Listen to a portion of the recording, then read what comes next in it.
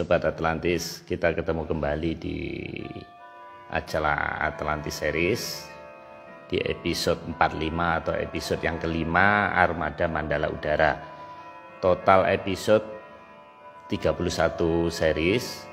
Malam ini kita akan menuntaskan sebentar saya cek Mas Agung dulu.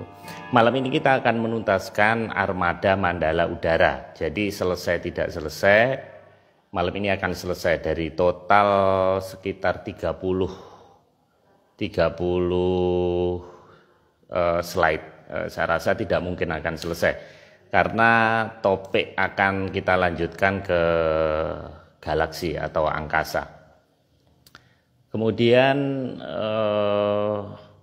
ada beberapa hal yang akan kami sampaikan.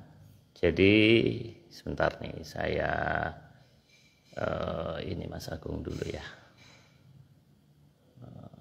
Maaf Mas Agung, nah ini dulu,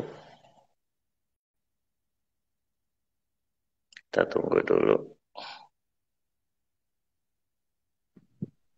Oke,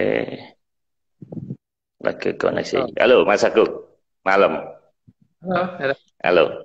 ini ya, apa namanya, Pak Marius ya, lihat wujudnya ya. Oh ini udah. Lagi, jadi makhluk halus tadi. Iya. Kelihatan. Kedengeran Mas ya? Suara Ya, saya baik, kedengeran. Pak. Oke Mas Agung, kita lanjutkan ya. Terima kasih rekan-rekan yang telah bergabung. Jadi gini Mas, ada beberapa pertanyaan yang perlu saya tanggapin. Pertama dari Mas Bartolomeus, bahwa slide ditampilkan di IG ini tidak mungkin karena pasti akan penuh. Kemudian ada dari sebentar ini dari Mas Eko Haryanto. Jadi dia menanyakan jamur dipo itu apa pesawat luar angkasa bentuknya seperti roket.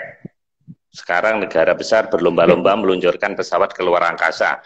Mas Agung, saya rasa nanti kita bahas saja ini di berikutnya ya, di sesi Armada Mandala Angkasa atau Galaksi. Karena sebetulnya sudah kita singgung, cuman saya rasa waktu kita mepet Mas ini.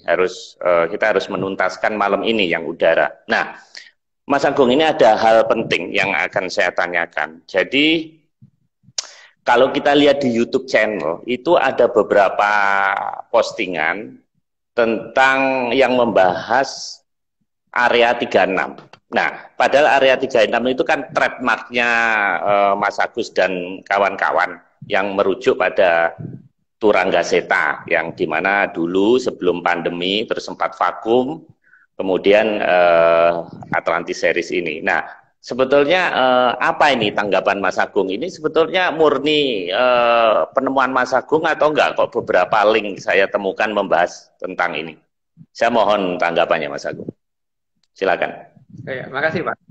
Jadi ini juga kadang-kadang saya bikin bingung ya. Jadi kita tidak ada kerjasama sama kelompok apapun. Tapi nggak tahu kok banyak orang berusaha mendefinisikan Turangga tentang temuan kita tentang area 36. Tapi justru lucu Pak, jadi dari sini justru malah kelihatan bahwa mereka kayaknya nggak ngerti dengan area 36 yang kita maksud itu apa gitu loh. Jadi nggak ngerti tujuan mereka apa, tapi bagi kita langsung kebaca banget bahwa oh berarti mereka nggak tahu. Kan dari isi bahasannya tuh, kalau ya gampangannya ngomongnya kalau kita ke utara mereka ke selatan gitu. Paling-paling mendekati cuma agak serong ke timur dikit gitu, tapi nggak ke utara gitu. Jadi sangat-sangat beda. Jadi ya terserah untuk rekan-rekan yang lain kalau misalkan berusaha memahami apa yang kita temukan dari postingan orang lain, ya pasti akan beda banget dengan apa yang kita mau, karena memang nggak sama seperti halnya kasus yang sering kita bicarakan bahwa ada banyak hal yang dirubah. Ada banyak hal yang dirubah. Contohnya salah satunya seperti tentang bagaimana ajaran di Jawa. Itu kemudian kan kalau kita cari di buku-buku yang beredar, justru saat ini yang ada cuma bagaimana jadi orang baik tapi nggak jadi sakti kan. Yang paling utama di situ. Jadi juga demikian juga untuk yang ini. Terlalu banyak orang yang kemudian berusaha menjelaskan, tapi tidak pada sasarannya gitu loh, tidak pada sasarannya. Ya. Untuk ciri-ciri yang paling gampang, kalau memang mereka tuh ngerti area 36, yang akan kelihatan satu ya Pak, bahwa informasi yang mereka terima tidak akan stop. Gitu. Kenapa? Karena kalau itu berhenti, berarti itu cuma logika kita gitu kan. Tapi kalau informasi itu didapat dari sesuatu yang tidak bisa didefinisikan orang lain, maka informasi itu akan terus dan kemana-mananya juga nggak akan terduga gitu loh. Bahkan yang bicara sendiri seperti saya kadang-kadang belum nggak tahu, tapi disuruh ngomong begini ya ngomong aja gitu. Oke. Itu ciri khas kalau ada ya, kalau sudah ada hubungan dengan area 36. Terus tadi saya jawab yang satunya lagi tadi Pak, untuk jamur dipo itu bukan pesawat luar angkasa. Jamur dipo bukan pesawat luar angkasa. Jadi coba perhatikan berupa ledakan nuklir yang pernah yang pernah terjadi, yang pernah diuji coba dan sebagainya. Itu kan kelihatan banget itu bentuknya seperti jamur kan. Itu yang dinamakan jamur dipo. Makanya memang sudah ada pernyataan dalam Tiongkok bahwa besok munculnya Nusantara ini bersamaan dengan munculnya satu jamur dipo ya kalau nggak salah itu. Bersamaan dengan Tiongkok lain gitu bahwa ya kalau yang sifatnya menakutkan mungkin saya tidak cerita di sini ya. Cuman yang baik-baik aja atau hanya beberapa ciri khas aja mungkin bisa saya ceritakan. Gitu. Oke, Mas Agung. Itu loh Pak. Makanya jangan hanya menunggu sampai umur 40 gitu loh Pak Oke, Mas Agung, rekan-rekan Atlantis yang saya cintai. Jadi gini loh, Mas Agung ini saya pun tidak berani mengklaim. Saya ini kan hanya IO. Jadi Mas Agung ini memang ngelakoni dan Mas Nogo Tapangin itu secara simultan. Dan anehnya apa yang diterima Mas Agung itu selalu sama dengan yang diterima Mas Nogo. Nah, jadi ada beberapa channel YouTube lah itu. Dan itu sangat agresif sekali mengambil event ini, itu lucu gitu. Mereka seminggu tuh bisa posting macam-macam lah gitu. Nah, diantaranya ini diambil. Jadi tentunya secara etika itu juga setidaknya harus izin ke Mas Nogo. Kan kita juga membahas di sini secara terbuka. Jadi sebaiknya itu kurang etis, saya rasa seperti itu. Dan satu lagi saya mau cerita. Jadi Mas Agung itu dalam proses, saya melihat sendiri dalam proses mendownload informasi dari alam sana itu juga tidak main-main. Jadi kalau yang datang itu leluhurnya levelnya tinggi, Mas Agung itu juga ganti baju. Jadi bukan baju sekarang ini yang dipakai. Jadi begitu selesai, mungkin ada beberapa hal bahasan kita yang kurang sreg. Itu langsung Mas Agung menerima sesuatu dan dia harus menerima tamu itu dengan baju yang beda dan itu sampai pagi. Jadi saya subuh jam 4.25 bangun itu langsung menerima message topik yang akan diceritakan di minggu berikutnya. Jadi kita membuat event ini tidak main-main ya gitu loh. Jadi bukan memang gambarnya kita ambil dari sana sini, tapi itu kan aplikasi ya, artinya itu cara kita untuk mudah menyampaikan. Tapi di dalam mencari informasi, terutama di dalam masa pandemi ini, itu memang effort yang dilakukan sangat besar gitu. Jadi ya saya bisa memahami itu. Oke Mas Agung, kita lanjutkan ya. Kemarin kan sampai Pasir Angin. Nah ini Mas. Marius pakai apa ini? Pakai yang pakai data atau yang WiFi kok? Karena agak putus-putus Pak. Saya pakai WiFi Mas, WiFi. Pakai. Suaranya nggak putus-putus nggak? Bagus ya. Terus kadang-kadang muter gitu loh. Oh gitu. Oh ini pakai sebentar Mas. Betul, saya pakai WiFi Mas. Oke, nggak apa-apa Mas. Kita lanjutkan aja. Nah ini. Oke. Kita lanjutkan, Sang Hyang Batara Indraya. Ini apa, Mas? Indra ya, Kleru. Kata saya. Batara Indra itu kan kalau di Jawa dikatakan sebagai dewa perang atau juga dewa yang punya hujan. Jadi di sini beliaulah yang membangun Indraprasta waktu itu. Indraprasta itu adalah keraton yang waktu itu ada di hutan yang sangat nggak kelihatan gitu. Jadi pada saat belum dibuka oleh para Pendowo itu ada di tengah hutan dan kelihatannya seperti hutan biasa, hutan lebat banget gitu. Itu namanya Keraton Indraprasta. Nah, saat ini harus diingat bahwa kalau menurut di versi saya itu Sang Prabu Brawijaya I atau Raden Wijaya itu adalah salah satu titisannya Bathara Indra. Jadi beliau juga meninggalkan satu keraton yang sedang disembunyikan saat ini, gitu, yang namanya Mojopahit. Jadi saya tidak ngomong Majapahit ya, namanya Mojopahit. Itu disembunyikan di daerah yang nggak jauh dari Jakarta, sangat dekat dengan Jakarta, dan ada di sebelah timur selatan Jakarta, gitu ya. Dan begitu juga dengan sungai besarnya, ya, sungai berantasnya ada di sekitar itu. Nah, di sini ini adalah satu lakon yang sebenarnya sudah digambarkan, diceritakan di masa lalu, yang digambarkan, disandikan dalam bentuk cerita wayang tentang keberadaan Keraton Indraprastha. Jadi di sini sebenarnya setelah ada sandi itu apa yang kita lakukan? Apakah saya nggak kedengaran ya suara saya ya, karena earphone saja. Tapi enggak Mas, jelas Mas. Tapi di saya jelas kok, jelas banget. Oh ya, mohon maaf ini karena earphone saya ketinggalan tadi, jadi saya nggak bisa pakai earphone. Jadi gini ya, sandi itu kan seharusnya sesuatu yang harusnya kita bongkar, bukan sesuatu yang hanya kita baca terus udah gitu loh. Ini bukan suatu cerita kayak Poping Ho gitu. Jadi seharusnya kita cari, kita lacak di mana keberadaannya. Karena saat ini kan orang selalu mengusahakan supaya seolah wayang itu tidak nyambung dengan cerita yang ada.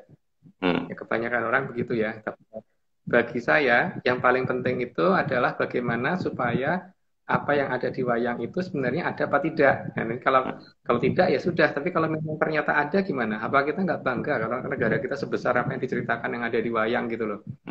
Karena di sini ada beberapa kerajaan sebenarnya yang diceritakan ditutupin itu ada beberapa kerajaan.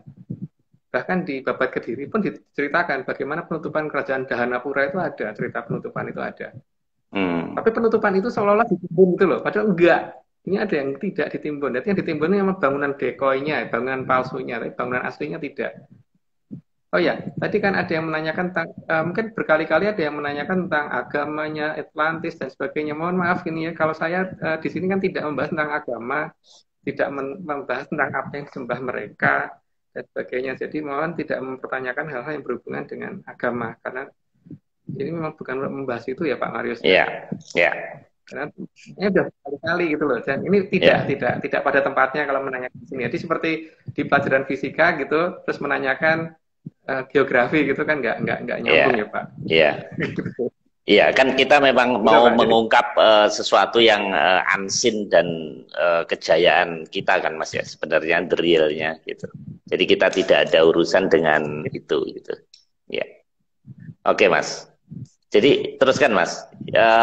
Oke, ini Bathara Indra Mas. Satu lagi berikutnya Bathara Bayu Mas ya ini Mas.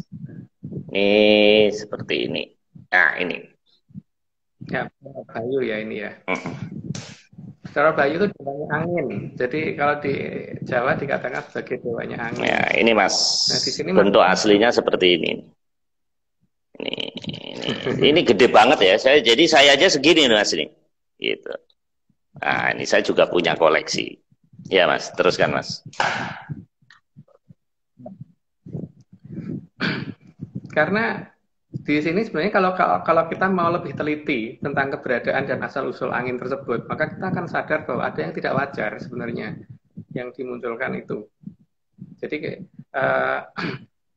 kalau selama ini kita berpikir bahwa apa-apa itu terjadi secara alami, maka sebaiknya kita mulai berpikir yang lain lagi ya, bahwa ini sebenarnya alami apa enggak gitu. Sudah saya terangkan di minggu yang lalu ya, saya jelaskan bahwa proses terjadinya angin gunung begini, angin laut begini, angin darat begini. Saya coba deh ke pantai, apakah benar seperti itu yang terjadi? Angin gunung seperti itu, angin lembah seperti itu. Coba deh ke lokasi, apakah benar seperti itu gitu. Kenyataannya nanti akan kelihatan jelas bahwa enggak begitu gitu. Jadi saat-saat seharusnya terjadi angin gunung malah angin lembah, saat-saat terjadi angin lembah malah angin gunung. Di pantai juga demikian. Saat-saat harusnya terjadi angin laut atau angin darat malah total sidem kayon, nggak ada angin sama sekali. Itu sering loh Pak terjadi. Jadi ini berarti emang ada sesuatu yang mempengaruhi dan membawa. Cuman problemnya adalah karena kita tidak pernah mengamati secara detail apakah yang membawa angin itu terjadi karena apa. Sehingga kita hanya menerima teori itu tanpa ngecek lapangan. Itu yang paling datang ke lapangan dan lihat apakah betul teori itu berlaku seperti itu gitu.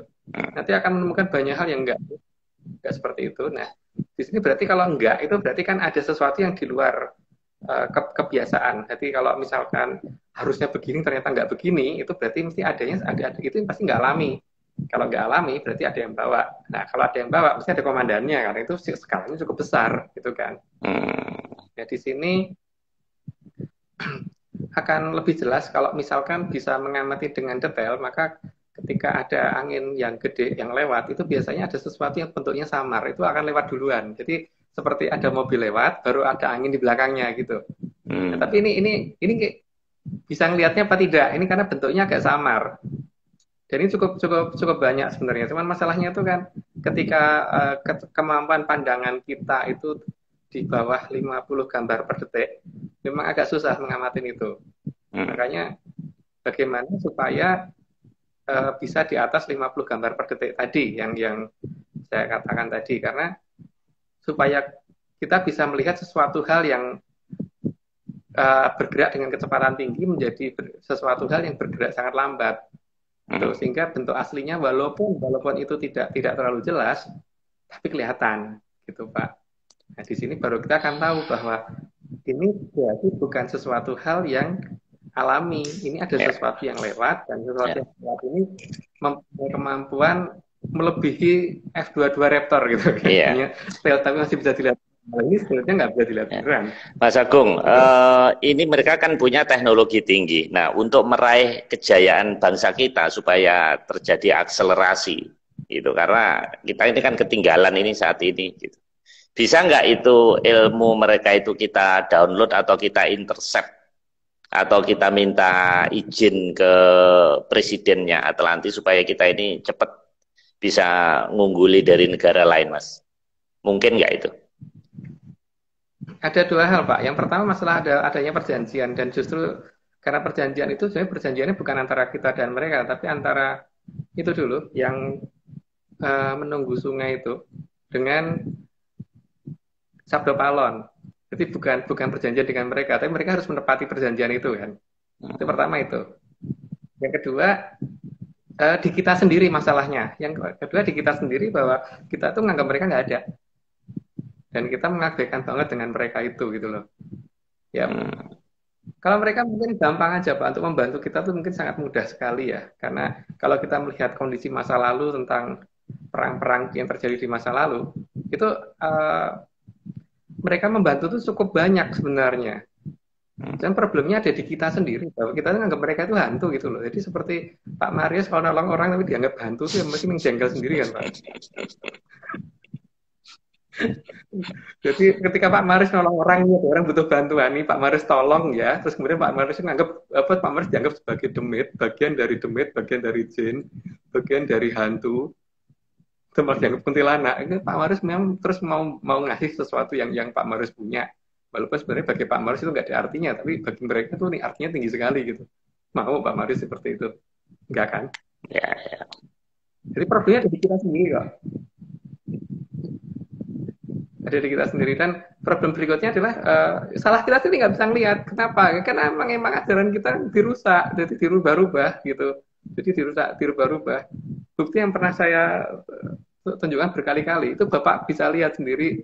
Kan Pak Maris sudah beli buku Wedo Sasongko kan? Coba dibaca harus diterapkan, nggak akan bisa. Karena memang bukan itu. Ajarannya bukan di situ. Jadi seperti Pak Maris belajar fisika, tapi yang dibaca buku biologi gitu loh, nggak nyambung. Tapi memang rujukannya mungkin beda, Mas. Kalau beberapa librarian atau historian ini kan rujukannya kan apa yang sudah ada. Nah kalau Mas Agung ini proses apa namanya pengambilan ininya downloadingnya memang sumbernya memang beda, Mas gitu. Nah sebetulnya ya. Kita ini kan pengen, kalau saya berpikiran bagaimana kejayaan bangsa kita itu biar bisa cepat terwujud gitu Mas. Itu mungkin nggak Mas? Ya, sangat mungkin. Makanya ini kan mumpung sudah mulai mendekati akhir dari kalau Kendu ya, jadi akhir mendekati akhir perjanjian. Cuman ya itu karena yang janji bukan saya, jadi saya juga tidak tahu tepat waktunya kapan. Tapi kalau melihat dari gejala itu sudah mendekati semua kan, dan minggu lalu kan sedikit banyak sudah kita ulas ya Pak tentang beberapa ciri-ciri gitu.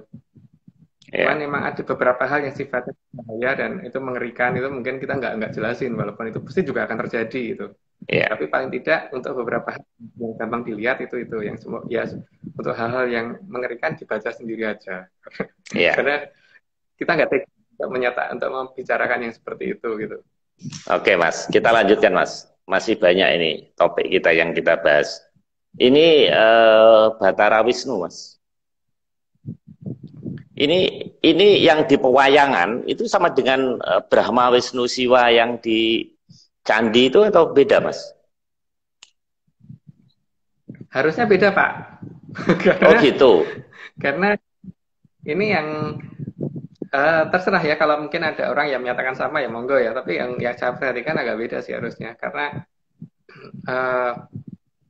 Batara Wisnu yang digambarkan di cerita pewayangan itu selalu digambarkan tidak akan terlalu dekat dengan Batara Siwa dan dewa, bukan Trimurti kalau di pewayangan, karena urutannya kan kalau kita terahnya itu terah dari Batara Ismoyo, bukan dari Siwa, bukan dari Batara Manikmoyo gitu.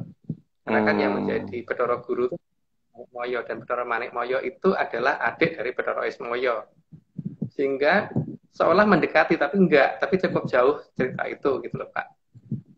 Jadi di sini justru ini tidak bisa dijadikan patokan gitu kalau menurut saya ya. Jadi Wisnu di sini yang dimaksud adalah seorang ya kan dalam cerita timbulnya Satrio Piningit nanti itu kan ditunjukkan akan muncul sebagai titisannya Batara Wisnu. Makanya dikatakan ketika jagat sudah mulai mau rusak, maka sang yang Batara Wisnu sudah mulai waspada bahwa itu semua akan terjadi. Maka beliau kemudian baru bergerak gitu kan. Tapi beliau belum bergerak, situasi belum darurat sekali. Tapi minimal juga harus menepati waktu. Karena yang ingat yang berjanji itu sang yang Batara Antiko, itu si Sabdo Kalon.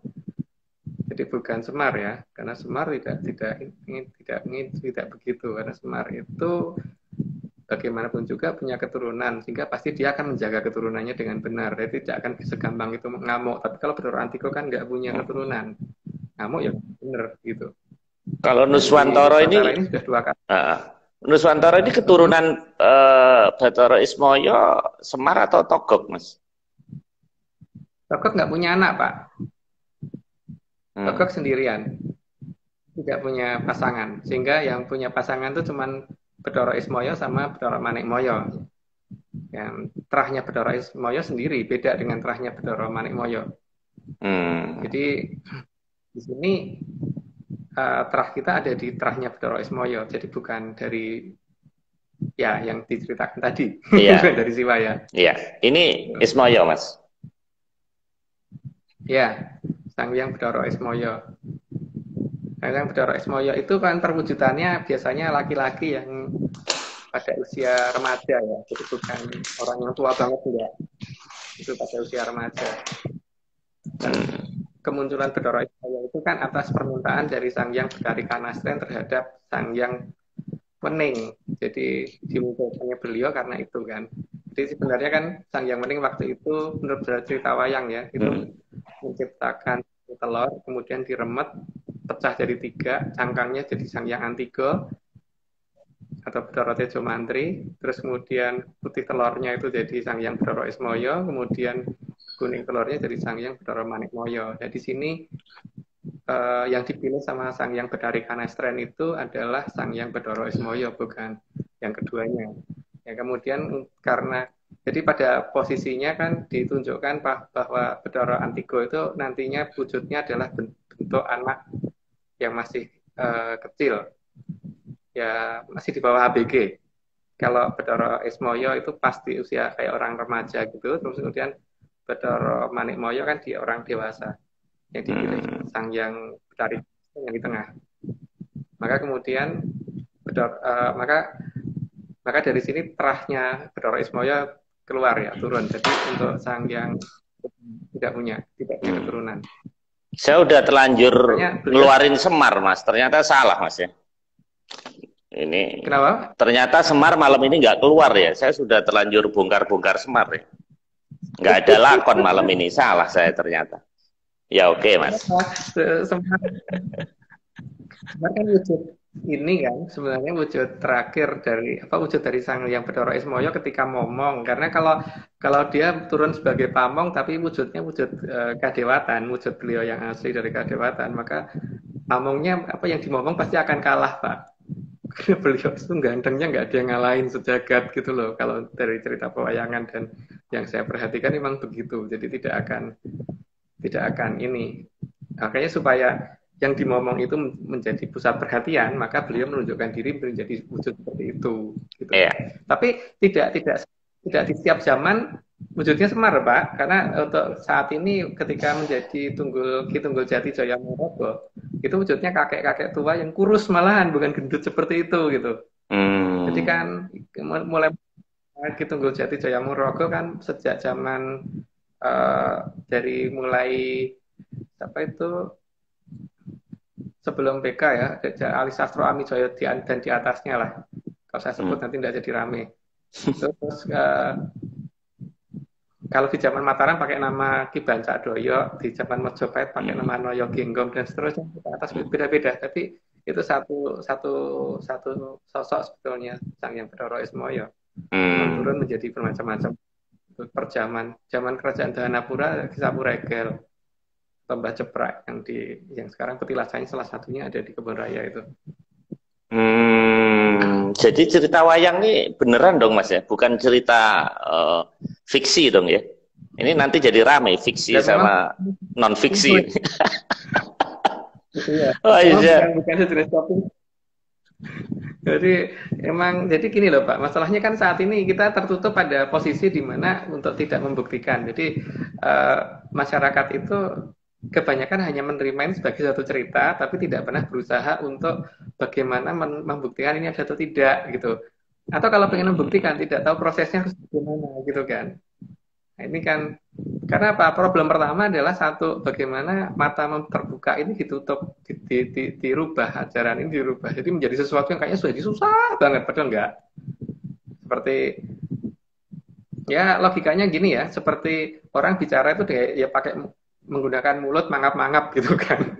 Tapi kalau kemudian diteorikan macam-macam cara bicara, diteorikan macam-macam terus menggunakan perasaan ini macam-macam malah nggak keluar harusnya bagaimana gitu. Atau cara melihatnya buka mata itu caranya begini gitu kan, nggak perlu teori-teori terlalu banyak gitu loh. Tapi yang keluar saat ini semuanya mengarah ke hal-hal yang nggak akan nyampe. Oke. Saya tidak ini monggo dicoba kalau nggak percaya, karena memang bukan itu ajarannya. Oke. Berarti harusnya Mas Agung ini bikin buku Napak Tilas Pewayangan. Jadi itu untuk mengukuhkan bahwa ya kita klaim aja seperti Atlantis bahwa wayang itu ada di Nuswantara, ya biar debatable, nggak apa-apa. Ya kan harusnya. Oke Mas, kita lanjutkan ini. Oke. Apa Mas? Silakan. Banyak orang menganggap bahwa cerita wayang itu berasal dari India, dari Walmiki ya. Tapi mereka nggak nyadarin bahwa cerita wayang yang dari Walmiki itu terbatas hanya di sekitar Ramayana, Mahabharata, dan tidak banyak setelah itu. Kalau di kita itu mulai dari zaman awal, zaman ketika masih Kayangan sampai ke masa adanya Arcopodo atau Bumi, sampai ada kerajaan pertama yang di bawah kerajaan Keling, tempatnya Sang Moho Prabu Radite pertama kali, itu ada semua urutannya sebenarnya. Cuman masalahnya kan serat-serat seperti ini nggak tahu kemana gitu kan. Nah, tapi paling tidak kan harusnya mencari sesuatu hal yang sudah hilang. Itu paling gampang kan menanyakan kepada beliau yang pernah ada kan. Yeah. Yang paling gampang seperti itu. Itu ada yang setuju buat buku, tapi problemnya cuma satu, saya nggak pintar nulis. Ya itu. Bisa bantu nulis, ayo. Ada dua pendukung tadi, saya catat Mas Doni Megananda sama Mas Seno Kilat tuh. Ada yang ada waktu bantuin bikin buku, boleh nanti DM di IG kita. Oke Mas, kita lanjutkan Mas. Ini masih udara, ini kita percepat. Oke, ini udah kita bahas. Nah ini keris Mas. Sudah. Ya, ini apa Mas? Keris Mas. Nah, keris itu kan salah satu sarana yang bisa kita gunakan minimal kalau dia pernah dipakai di kerajaan apa, maka di kerajaan itu dia pernah digunakan siapa, terus dulu tempatnya di mana, kan bisa ditanya Pak. Artinya kan yang bisa kita tanya itu banyak loh sebenarnya, bukan hanya leluhurnya, tapi termasuk benda yang pernah digunakan, gitu kan? Bahwa kamu dulu dipakai siapa, terus keratonnya di mana. Kalau misalkan bukan raja, minimal juga pernah tahu kan kerajaannya ada di mana, gitu dong, Pak. Jadi keris pun bisa dipakai sebagai jejak gitu loh. Tapi kan ketika problem satu ya, ketika si keris ini tidak ada komunikasi sama kita, jadi kita menganggap itu benda mati, ya akhirnya tidak bisa ditanya dan hanya jadi hiasan gitu kan. Iya. Gitu. Mas, saya juga punya keris Mas. Ini Mas. Waduh, gede banget. Wah, ini keris raksasa Mas. Waktu saya mau nyalonin bupati Mas ini. Nih, kerisnya masih ada Mas. Nah, ini 1 meter Mas. Jadi ini gede banget. Cuman saya sebenarnya mau cerita, cuman momennya kurang tepat. Jadi ini nggak usah saya buka. Ini panjang 1 meter lebih. Jadi nanti saya cerita kalau pas Mas Agung ada apa? Topik yang pas. Ini saya mau komentari Mas. Ini banyak yang mau jadi relawan Mas. Cuman bukan jadi relawan ini pilkada, tapi relawan penulis. Saya rasa bagus ini. Ada Mas Ari, Rizkiti, Mas apa tadi ya, P4, Mbak Mentari, dan Azinoldi sama lain-lainnya. Jadi silahkan DM aja. Mungkin kita bisa nanti Mas Naga Tapak Angin nanti yang akan atur ya untuk membantu entah compiling entah apa ya. Mungkin malah bagus nih Mas, acara ini bisa banyak teman kita di sini.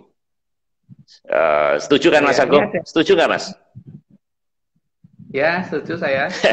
Tapi tergantung Naga Tapak Angin ya. Karena bagaimanapun juga data ada di beliau. Kalau saya kan tidak bisa menulis, saya hanya bisa ngomong apa adanya seperti ini gitu. Kita ada yang menanyakan cara berkomunikasi ya. Dulu kayak saya pernah menjelaskan secara bertahap pelan-pelan bahwa oke, saya ulangin bentar, paling tidak. Jadi kalau di sini ada beberapa perbedaan tujuan ya. Jadi untuk di Jawa, kalau orang berpuasa itu kan tujuannya adalah supaya merasakan waktu melambat. Kalau orang merasakan waktu melambat, maka kita pasti akan merasakan yang namanya bosen lah makanya.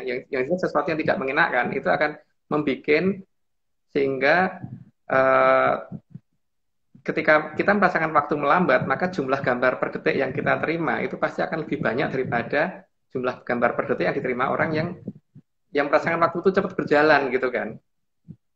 Nah, ketika kita merasakan waktu melambat dan kita merasakan bosan karena jumlah waktu yang mengakibatkan bahwa jumlah gambar per detik yang kita terima melebihi dari manusia normal, maka apa-apa yang tidak sempat kelihatan orang akan kelihatan sama kita kan.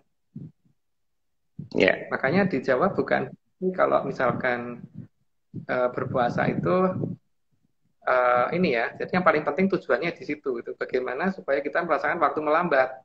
Sehingga kalau waktu ini masih kurang, jadi ini pun tidak hanya dengan puasa, karena kalau di kita ada ini yang menggunakan editing video kalau perlu, sehingga nanti kalau menggunakan program Final Cut itu kan satu second itu kalau nggak salah 26 gambar. Kalau misalkan dalam 1 detik ini kita rubah dulu 5 gambar per detik, itu masih kelihatan.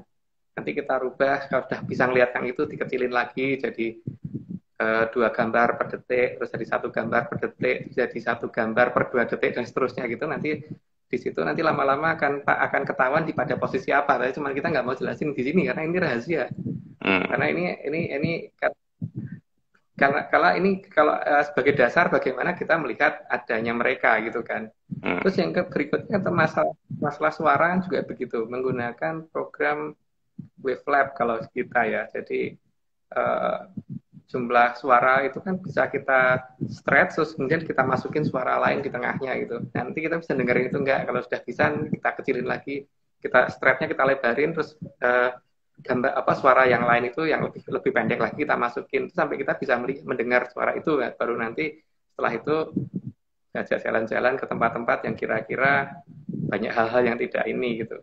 Nanti ini hal yang sepele yang harusnya itu sudah ada penjelasannya di serat-serat kuno, cuman masalahnya ketika diganti dengan tata cara yang lain, ya kemudian itu hilang gitu. Makanya penggambaran yang ada di Borobudur itu kan stupa di bawah itu masih ketutup semua, begitu sampai di atas kan stupa itu terbuka, artinya orang yang di dalam stupa itu mulai melihat keluar gitu kan. Ada sesuatu yang di luar dunianya dia gitu. Gitu. Tapi itu pun mungkin belum terbuka banget. Berarti dia hanya bisa melihat dari dalam stupa gitu. Oke. Di sini apa namanya? Ketika ajaran ini berubah ya, nggak ngerti ya berubahnya kenapa? Karena di zaman sekarang kalau saya nanya orang tujuan kamu puasa apa, rata-rata jawabannya tidak seperti itu lagi, tapi ada jawaban yang lain gitu. Itu yang mengakibatkan itu hilang. Gitu. Ya. Tapi kita tidak bisa membuka secara detail ya di sini ya, karena mohon maaf ini rahasia di kelompok kami gitu. Oke Mas, ya, kita hasilnya aja. Lagian kita juga nggak kuat ngelakonin kayak Mas Agung. Kita lanjutkan. Setelah keris ada tumbak Mas ya. Ini apa? Maksudnya ini pusaka-pusaka ya. Jadi di zamannya ada apa gitu Mas? Kita bisa komunikasi dengan pusaka ini atau gimana maksudnya Mas? Iya, termasuk pusaka-pusaka ini kan sesuatu hal yang menjadi tanya juga. Dan ini kan masalah bagaimana kita menganggap mereka itu apa gitu kan. Kalau kita menganggap mereka itu sebagai benda mati ya sudah, ya cuma jadi pajangan gitu. Tapi kalau misalkan kita menganggap itu sebagai benda yang hidup, ya kita bisa tanya seharusnya.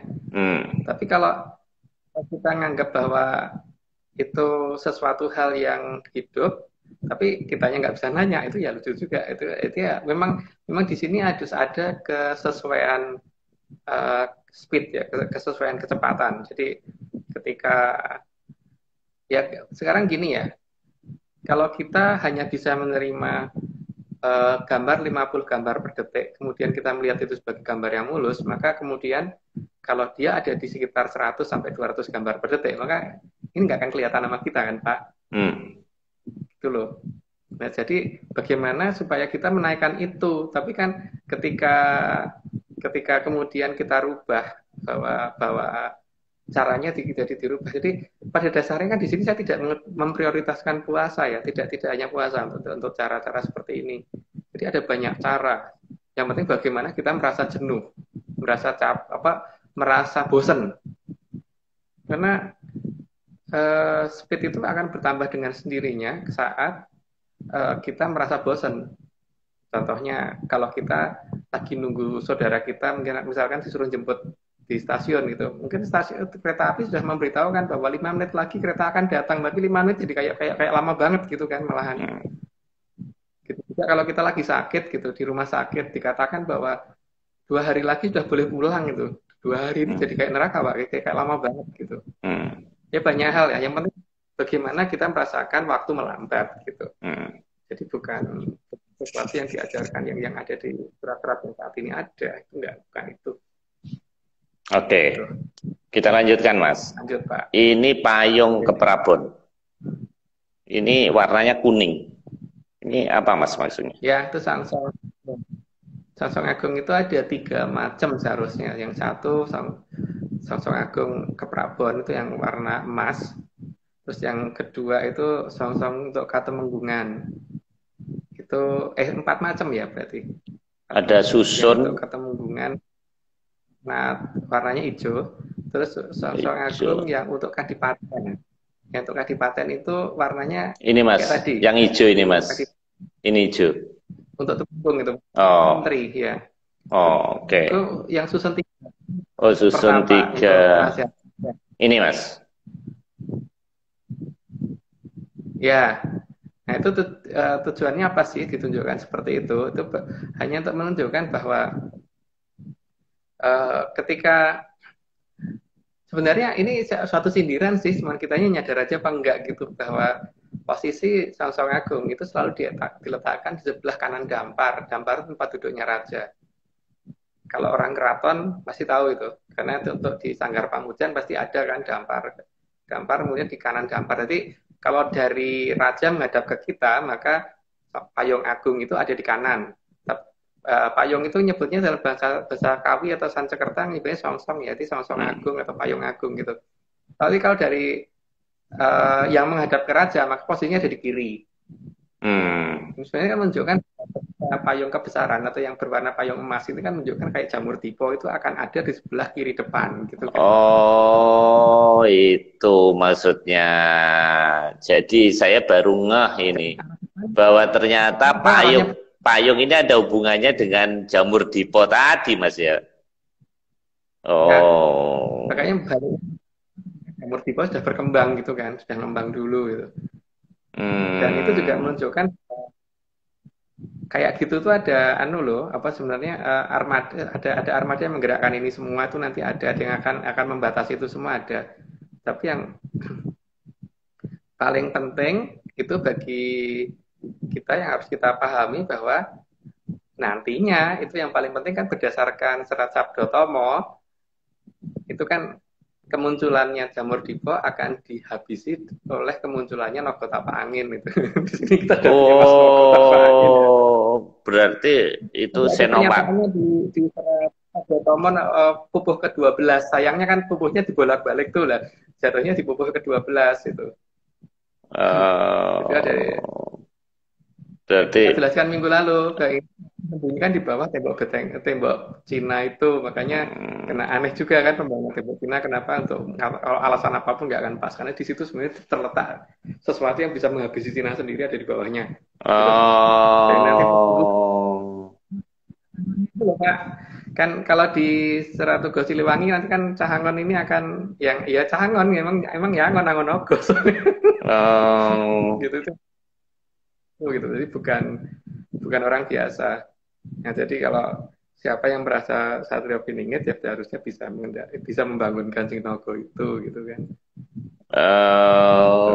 Gitu tafsirnya. Berarti Mas Nogo Tapang ini adalah Senopati Pamungkas ini. Oke Mas, kita lanjutkan. Ini lampion Mas. Ini apa Mas? Lampion terbang. Lampion itu kan kalau diterbangkan mirip banget dengan ini kan, dengan banyaknya armada yang sedang terbang kan. Gitu kan.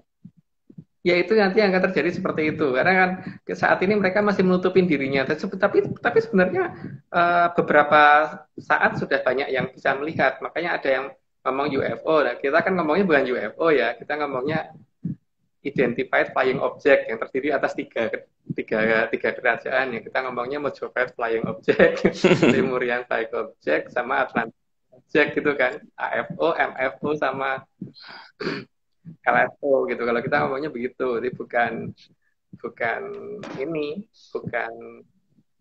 apa tuh namanya, bukan UFO. Kalau UFO karena mereka emang nggak ngerti gitu.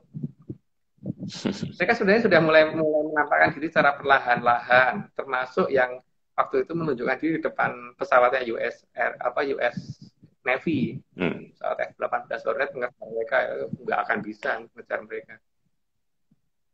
Gitu. Ya. Ini berikutnya masih lampion. Nah, ini lampion gantung. Ya, seperti itu Mas ya tadi. Ya. Oke. Nah, itu kan warna-warna memang betul seperti itu. Tapi yang paling penting gini loh ya. Kita ini mungkin tidak pernah menyadari keberadaan mereka, tapi saya pernah mungkin menceritakan beberapa ciri-ciri dasar yang harusnya kita perhatikan. Misalkan kalau kita kayak mengamati meteor jatuh gitu. Meteor itu pada saat kelihatan terbakar, itu kan dia ada pada jarak sekitar 200-400 km dari permukaan bumi. Karena di titik itu ada ionosfer kan. Lucunya, kita dengan gampang diberitahu bahwa karena itu batunya kecil, maka tidak sampai ke bumi gitu, jadi habis di atas gitu. Tapi coba sekarang bayangkan lagi kalau misalkan suatu benda kecil, apakah bisa terlihat pada jarak 200 kilo paling tidak gitu. Kita anggap jarak terpendek. Kenapa? Kalau kita ngelihatnya miring, itu kan pasti di atas 200 km, Pak. Jadi kalau melihatnya tegak lurus tepat di atas kita, itu berarti mungkin tepat di segitu ya. Ini apa? Kalau memang seperti itu berarti kan jarak dengan jarak segitu bisa terlihat oleh kita, itu berarti suatu benda yang besar. Nah, kalau suatu benda yang besar kemudian tiba-tiba bergerak dengan kecepatan tinggi dan menghilang tanpa adanya suatu efek kejut, tanpa ada efek ledakan, itu nggak mungkin. Karena kalau itu bisa terjadi, berarti hukumnya Einstein salah dong. E sama dengan mc kuadrat itu jadi salah. Karena apa? Kalau E sama dengan mc kuadrat, berarti massa yang berubah menjadi energi itu pasti ada efeknya. Nah, sekarang kalau kita hitung secara trigonometri, kalau benda dari jarak 200 km kelihatan sekitar satu atau setengah atau 1 mm, itu pasti gede banget kan, Pak? Lebih dari 3 km kan. Masa iya batu segede itu kemudian lenyap gitu aja gitu? Sangat tidak mungkin. Artinya apa? Ini sebenarnya bukan meteor, tapi ini adalah pesawat masuk. Gitu. Cuman mereka juga pinter, kadang-kadang cuma dianggap batu, dianggap meteor, maka sambil lewat sambil lempar batu. Jadi juga ada batu yang turun, kita bisa ngambil dari manapun karena mereka juga bisa keluar angkasa dan sebagainya gitu. Tapi kalau pesawat kenapa ambiar, Mas, begitu masuk ke ini, ke atmosfer kita? Berarti hancur juga dong pesawatnya itu, Mas? Enggak, bukan hancur. Mereka langsung masuk ke wilayah yang tidak bisa kita detect, Pak. Ingat loh, kita itu hanya menempati berdasarkan area 36, kita itu hanya menempati 4% dari wilayah yang seharusnya ada. Jadi 96% itu tidak bisa kita lihat saat ini. Itu berdasarkan pada Jawa ya. Jadi kita ngukur dari, kalau nggak salah ada sekitar 18 garis area 36 yang kita temukan dari selatan ke utara. Nah, kalau per satu wilayah, satu area 36 mewakili jarak sekitar 400 kilometeran dikalikan 18 itu udah berapa? Terus yang kita punyain di Pulau Jawa itu hanya sekitar 200 sekian kilometer, itu nggak nyampe 300 kilo gitu kan. Artinya kalau kita hitung secara betul-betul, berarti wilayah kita itu yang bisa kita huni ini hanya sekitar 4%. 96% itu mereka yang pakai. Kalau gitu kita diasingkan oleh. Oh, kalau cuma 4% berarti Pulau Jawa ini benua dong, Mas? Harusnya benua. Makanya kan banyak orang zaman dulu kalau menggambarkan Pulau Jawa mesti gede banget, Pak. Bahkan kadang-kadang gambarannya bisa melebihi Kalimantan. Iya. Mereka menyebutnya Kalimantan. Bukan mantan kali ya. Gitu. Mantan kali itu artinya mantannya sedang di seberang kali gitu, Mas. Ya, nggak bisa dimasukin dengan cara yang gampang. Itu yang kita katakan area 36 seperti itu. Makanya kalau ada orang yang berusaha menjelaskan area 36, kalau bisa memang benar-benar ngerti area 36, pasti tema pembicaraannya akan nambah terus tiap ya harusnya banyak tiap banget sesi. yang bisa dia bahas karena memang karena datanya sampai kemudian cuman sampai di bawah 100 ya berarti itu pasti hanya teoritis. Iya. Gitu. Oke, Mas. Kita lanjutkan. Ini ada batu retno. Ini apa, Mas? Itu Siti Hinggil Batu Retno. Sebenarnya yang perlu kita lihat di sini di dalam Siti Hinggil Batu Retno ini digambarkan salah satunya ada kuda terbang. Ada kuda pakai sayap gitu loh. Jadi legenda kuda pakai sayap itu ada di negara kita dari lama, cuman kitanya nggak pernah perhatiin aja sehingga kita mengaku ketika diklaim oleh Yunani kita ya aja gitu. Ini enggak, teori cerita itu ada di negara kita. Makanya cerita seperti kemarin kan, bahkan kemunculan kuda terbang yang terang-terangan di atas KPU itu kan sudah jelas banget kan itu Pak, pas pada saat Pilpres kemarin itu ada loh. Kuda putih terbang loh ya, Turangga Seto terbang itu jelas banget ada, kelihatan. Dan lari ya, seperti yang kita gambarkan di lambang kita gitu loh. Makanya kita menggambarkannya bukan waktu pertama kali tidak menggambarkan Turangga Seto pakai sayap. Makanya yang terbang di atas KPU juga nggak pakai sayap dan kudanya lari emang karena perintah yang kita terima seperti itu supaya digambarkan lambang kuda terbang. Kuda terbang tapi lari, nggak pakai sayap tapi di atas. Itu kan benar-benar terbentuk. Dan itu warnanya Jadi selalu putih, ya Mas. itu enggak ada banyak Pak, Oh, ada macam-macam. macam-macam. Tapi Hmm. macam-macam. Kuda yang warna putih kan salah satu kuda yang pernah diberikan oleh Atlantis ke Panembahan Senopati, Hmm. Kanjeng yang mati. Oke. Nah, seperti itu. Ini ya. Tapi menggunakan sayap karena memang di sana itu teknologi itu sangat tinggi ya. Jadi untuk mengadakan eh, rekayasa genetik di sana itu sangat memungkinkan sekali. Jadi apapun bisa dibentuk di sana karena memang teknologinya sudah jauh sangat jauh di atas kita. Mas, ini Karena di terlalu kepalanya ini kok kayak ada culanya ini, Mas. memang ada yang pakai seperti itu. Itu biasanya untuk ratu. Yang pakai itu untuk rajanya, Pak. Kalau untuk rakyat dia apa untuk temenggung ke bawah nggak ada. Cuma satu yang untuk Oh, raja, Maharatunya yang pakai seperti itu. oke. Jadi dimiliki Maharatu yang di sana itu seperti itu. Demikian juga yang dimiliki oleh di Mojopahit seperti itu. Itu kan Hmm. gambaran yang kemarin Pak yang tunjukkan di atas KPU itu Oh iya. sesuai kan? Gambarkan oleh lambang kita Turangga Seto terbang Iya. dan arahnya sama arah lambang kita dari Hmm. kanan ke kiri gitu. Makanya kenapa kita tidak menggambarkan dari kiri ke kanan? Karena perintahnya dari kanan ke kiri besok akan kelihatan gitu. Ya. Hmm. Kenapa kita pakai nama Turangga Seto? Karena memang akan ada Turangga Seto kelihatan nantinya gitu, yang akan bikin banyak orang kaget. Hmm. Sebenarnya sindiran itu kita bisa dapatkan dari beberapa penjelasan ini ya, nama wilayah, nama daerah. Dan nama daerah itu ditunjukkan di tempat dekat perjanjian berakhirnya Majapahit. Itu ada di daerah Bandung. Itu makanya Hmm. di Bandung ada daerah dari situ kita mendapatkan perintah satu persatu sehingga kenapa kita memilih lambang itu. Kenapa kalau kita tidak pakai lambang gajah kayak atau Hmm. dinosaurus, Hmm. mungkin Pak Maris pakai lambang gitu. Kita kenapa pilih lambangnya kuda gitu loh, bukan bukan bebek atau bukan apa, itu bukan Garuda gitu. Bukan berarti kita bukan nggak ini ya, bukan berarti Hmm. kita nggak setia dengan Garuda Pancasila, tapi memang perintah yang kita dapatkan itu Hmm. harus itu. Jangan Gitu. dinosaurus, Mas, karena udah di Mojosemi Magetan kemarin itu, Mas. Yang ternyata robot itu. Emang orang kita ini emang aneh-aneh. Oke, Mas, ini naga terbang. Nah itu, ini kan, anu ya, apa namanya, sudah pernah kita ulas sebenarnya naga terbang ini Pak di cerita yang kemarin itu bahwa naga tapak angin itu seperti itu gitu. Ini Ya. ada yang protes nih, kenapa diulang? Tapi sekarang kita juga bingung karena apa?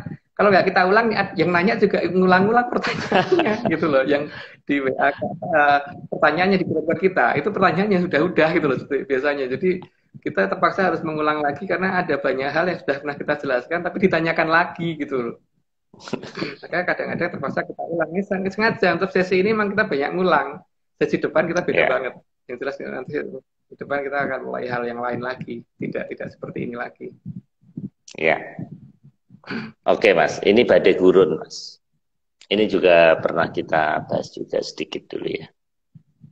Ini juga tidak alami, Mas. Bentar, gambarnya Pak Marus belum muncul. Oh, itu. Ya. Jadi gini, Pak. Mahkota angin itu ada dua. Yang satunya tuh ada di bawah tembok Cina. Dan satunya tuh sekarang ada posisi melayang. Tapi dia tidak tiap saat muncul. Nah, untuk membuktikannya bagaimana? Gini ya. Jadi kalau ketika di daerah padang pasir, itu biasanya ada badai pasir seperti itu kan. Tapi ada badai pasir yang kalau kemudian orang pada saat badai itu tidak sembunyi, tidak menghindar dari badai itu, maka dia akan terkena penyakit yang cukup aneh. Jadi seperti tangannya menghitam dan sebagainya gitu loh, Pak. Karena Hmm. ada yang berkaitan dengan bisanya dia yang kalau tapi tidak setiap saat itu keluar. Karena apa? Kalau pas di dekat mulutnya lah itu baru bahaya kan. Tapi kalau di dekat ekornya, dekat badannya kan nggak apa-apa, Pak. Lah seperti itu. Hmm. Jadi naga tapak angin itu ada dua.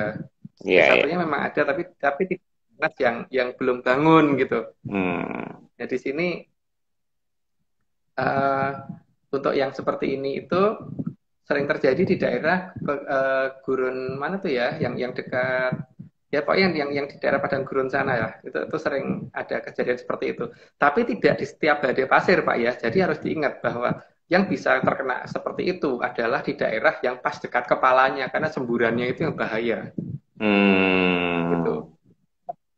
Dan sampai ke arah petit, ke arah ekor itu walaupun terkena guru apa badai pasirnya, tapi efek itunya nggak akan kena gitu. Maka arealnya pun nggak akan luas yang sering terjadi seperti itu. Dan itu pindah-pindah kan tergantung kepalanya pas ada di mana gitu kan. Bukan karena ini apa namanya ada badai pangkat seperti itu, tidak. Karena itu hanya di bagian wilayah tertentunya saja. Teluh Itu apa Beraja. Pak ya? Kurang jelas ya itu Pak. Teluh Beraja, Mas. Apa Pak? Teluh Beraja. Teluh Brojo. Ya, Teluh Brojo. Teluh Brojo itu kan sinar warna merah yang biasanya digunakan untuk mukul orang apa pihak lawan dari kejauhan. Ya, kalau Teluh Brojo yang paling rendah, yang level paling rendah itu kan santet, itu paling bawah. Biasanya makanya di daerah tertentu itu kalau ada orang lagi jengkel, tahu-tahu musuhnya tahu-tahu perutnya kemasukan panci gitu. Dia kan Pak, lucu kan? Kemasukan sendok gitu. Di operasi nggak ada, tapi di ronsen ada gitu. Coba bayangin kalau dimasukkan wajan gitu kan lucu banget Pak, bentuknya bentuk wajan masuk perut gitu. Itu hal-hal seperti itu tuh ada beneran, dan masalahnya kan ini menyangkut bagaimana merubah suatu benda menjadi dimensi yang halus. Kemudian dari dimensi yang halus ini kita masukkan ke bagian halusnya manusia, tapi kemudian akan ngefek di bagian kasarnya manusia gitu kan. Iya. Ya di sini kan teknologi zaman sekarang tidak bisa menjelaskan itu. Dan sayangnya ini tidak dikembangkan untuk kebutuhan pasukan kita gitu, untuk kebutuhan militer kita. Padahal di Indonesia banyak loh yang bisa melakukan seperti itu, mulai dari orang Dayak, orang Kalang, orang mana-mana itu banyak banget, dan ini seharusnya dimanfaatkan pemerintah untuk untuk pertahanan negara gitu. Sekarang bayangin Pak, dari dua Raptor yang harganya berapa gitu, kalau pilotnya dimasukin wajan mukanya aja gimana? Atau nggak usah itulah Mas, kita main bola, nah musuhnya dikasih bola pingpong aja itu perutnya gitu, yang nggak berbahaya. Mas Agung, jadi sebetulnya apa namanya leluhur kita ini sebetulnya sudah memahami teorinya Einstein, massa jadi energi jadi kembali lagi menjadi massa itu Mas, dengan bukti ada santet ini Mas.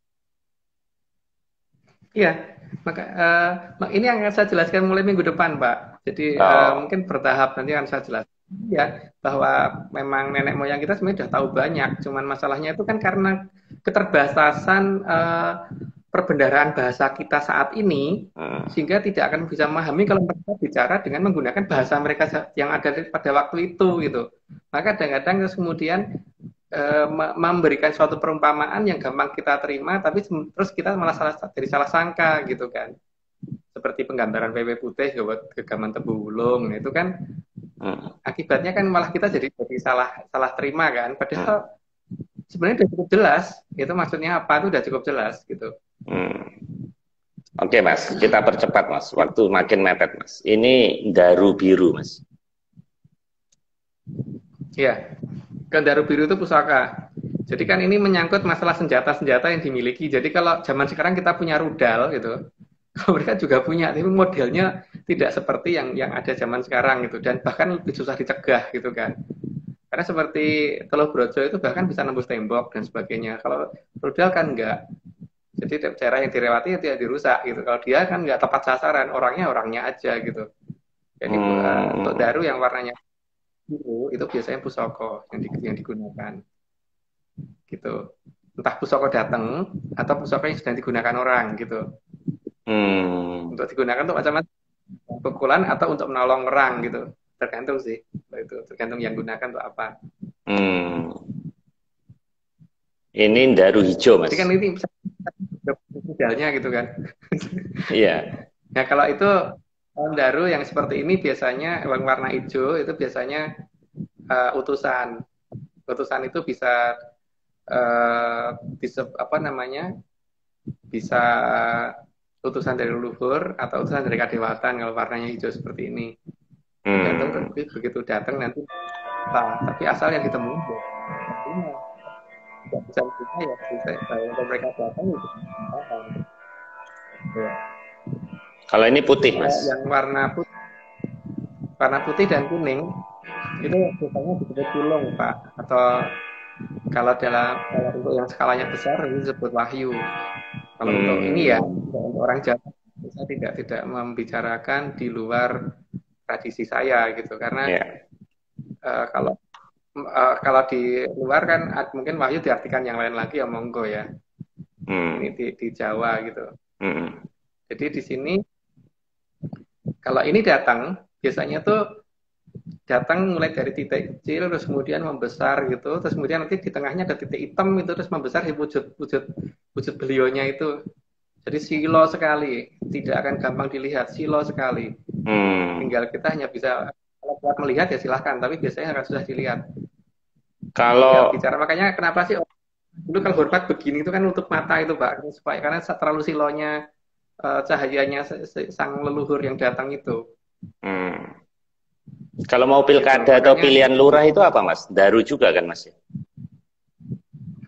Tergantung Pak. Kalau lurah biasanya ada pulungnya lurah kan, atau pulungnya lurah itu biasanya kan dari Hapsoro Hapsari yang menempati wilayah itu. Terus kalau Kadipaten juga demikian. Nanti kalau Kadipaten berarti Dewi yang ada di wilayah itu yang jadi pulungnya. Iya. Kalau ini meteor, nah bedanya Daru dengan meteor apa Mas? Beda banget Pak.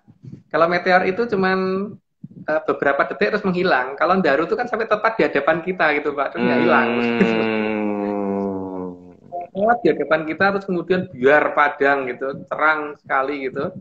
Terus baru yang di dalamnya itu baru menampakkan diri terus bicara kan, ngajak bicara. Ya, kalau saya biasanya nggak kuat untuk mandang, makanya saya pasti ngadapnya terus ke bawah gitu. Iya. Ini Mega Malang, ini baru saya dengar Mas istilah ini. Apa Pak? Mega Malang. Jadi ini Mega Malang. Iya, di atasnya ini loh Mas. Iya, kayak seperti bentuk U ini. Nah, ini. Iya.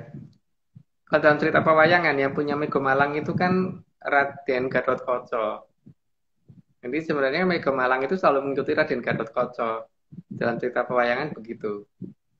Atau kadang-kadang Raden Gatotkaca kalau diikuti Mega Malang atau malah sembunyi di belakangnya Mega Malang tadi. Berarti ini sebenarnya sesuatu yang dijelaskan apa gitu kan Pak, bahwa ada sesuatu yang melindungi si Gatotkaca ini apa gitu kan. Harusnya kan kita mulai mempertanyakan itu kan, bukan kemudian oh iya ada ini gitu doang. Iya.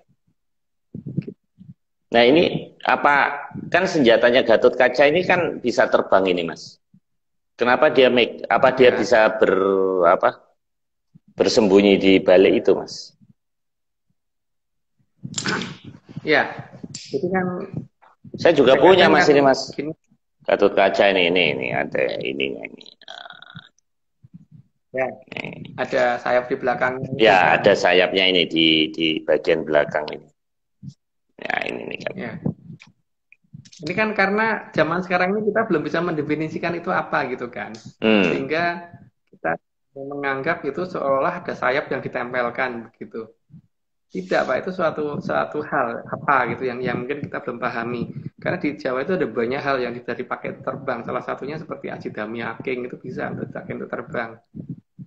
Dan sih yang bisa digunakan salah satunya itu kalau ada yang bentuknya pusaka seperti itu juga ada. Tapi ada yang lain lagi yang menggunakan teknologi tinggi yang kita tidak pahamin gitu loh. Karena ini semua kan apa-apa sifatnya itu perjanjian ya. Jadi ketika kita membacakan suatu mantra, maka mantra itu ya adalah suatu sandi atau password yang kemudian akan mengarahkan kepada sesuatu yang untuk bertindak gitu kan. Jadi bukan karena seperti halnya kalau ada sepeda motor di depan berjalan di tengah jalan terus kita klakson kemudian dia minggir, bukan karena klaksonnya hebat terus kemudian sepeda motornya apa kedorong minggir, bukan. Tapi kan secara perjanjian kalau klakson dinyalakan jangan nutupin jalan gitu kan. Itu ada seperti itunya, itu yang harusnya kita pahamin. Makanya beberapa sandi-sandi masa lalu ini jangan dirubah dan jangan diarti-artikan, karena yang namanya sandi itu kadang-kadang tidak ada artinya.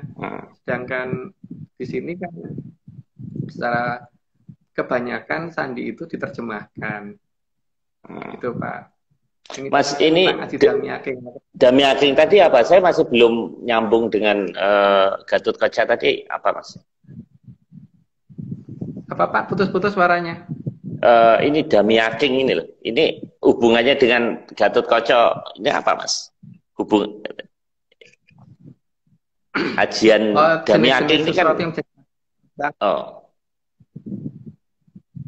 jenis gimana, Mas? Yang bisa dipakai untuk terbang. Kalau jenis-jenis sesuatu yang bisa dipakai untuk terbang gitu loh. Nah, salah satunya si Dami Ageng. Kalau yang itu karena yang pernah dipinjemin cuman walaupun cuma sebentar, jadi minimal pernah ngerasain lah. Ya moga-moga ini sepi angin, Mas ya. Kan lumayan, Pak. Ya untuk sepi angin Pak. Ya. Ini sudah terus. Ya, jadi gini Mas, ini sengaja saya break gitu. Jadi rupanya si pembuat Instagram ini barusan saya Google. Ini ada 2 orang namanya di Silicon Valley sana, namanya Kevin Systrom sama Mike Rieger. Ini rupanya dengerin kita, Mas. Rupanya tertarik juga karena awalnya, inget nggak kita waktu di awal-awal tuh 1 jam tiba-tiba putus, kita nyambung. Ternyata sekarang ini kita dikasih 1 jam sengaja tadi, saya lewatin sedikit sampai sekarang 1 jam 6 menit 41 detik nggak mati. Jadi mungkin kita termasuk acara yang favorit, Mas. Jadi di apa namanya, ini kan bekas karyawan Google yang bikin Instagram, mungkin kasihan nama Mas Agung sama kita juga ini, jadi udahlah kasih gratis gitu, Mas. Dan kita juga nggak selesai, nggak apa-apa kok. Karena kan yang pada dasarnya kita kan hanya menyatakan apa yang ada aja kan, jadi tidak harus sesuatu yang kita tidak mewajibkan masyarakat untuk percaya kok di sini. Nggak percaya nggak apa-apa. Kita juga tidak mewajibkan orang untuk mengikuti kita gitu. Oke, Mas. Ya udah, nggak perlu dikasih ya, harusnya.